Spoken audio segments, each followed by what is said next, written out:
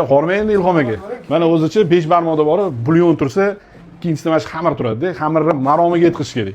Mana shu akam bilan biz 15 yildan beri birga ishlaymiz-da. Mana shu xamirni men bemalol ayta olaman, respublikada nomer 1 yo'l beradigan akamiz shu bo'ladi.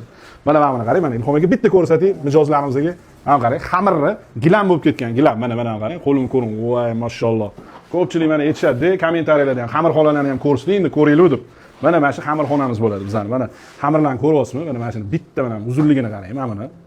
Arqon bo'lib yotibdi, arqon. Mana bularni shilpildog'i mana shunaqa qilib, chiroyli qilib, to'rtburchak qilib kesib olamizda, keyin tirs deb tashaladi.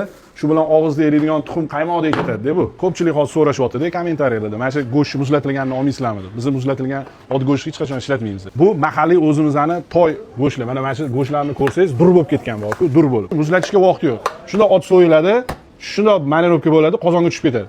Shuning uchun bizning 5 barmoqlarimiz go'shtlari hamda yeganingiz oyingizda qaymoqga o'xshab erib ketadi-yu. Go'shtni sifatli, turligi mana Islom bitta ko'rsat. Mana hozir zagatopka qilib bularni tuzlaymiz-da.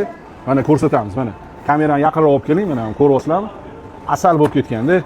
Mana bir kunda ikkita, uchta toyi yo'q qo'radi bekos yo'q. Mana xamirlarni qarang, sariyodek bo'lib ketganda. Mana toy go'shtlarimizni mana shunaqa qilib, buchi o'zi taxlash ham bitta san'at-da.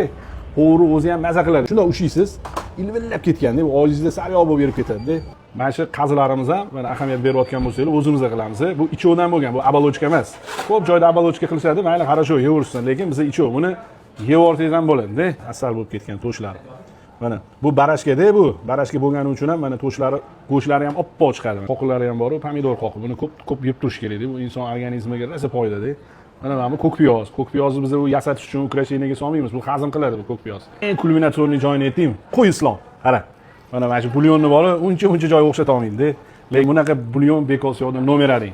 Mana qarang, voy mashalloh. Bismillahirrohmanirrohim.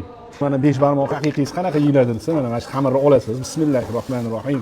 Mana shu go'shidan solasiz, qoqisidan solasiz. Voy, qo'llarim kuydi bor. Mana bu qazi bo'ladi, o'zimizning to'yi qazilari. Mana shu qazidan ham bitta butunligicha solasiz. Bismillah. Mana ham to'shidan.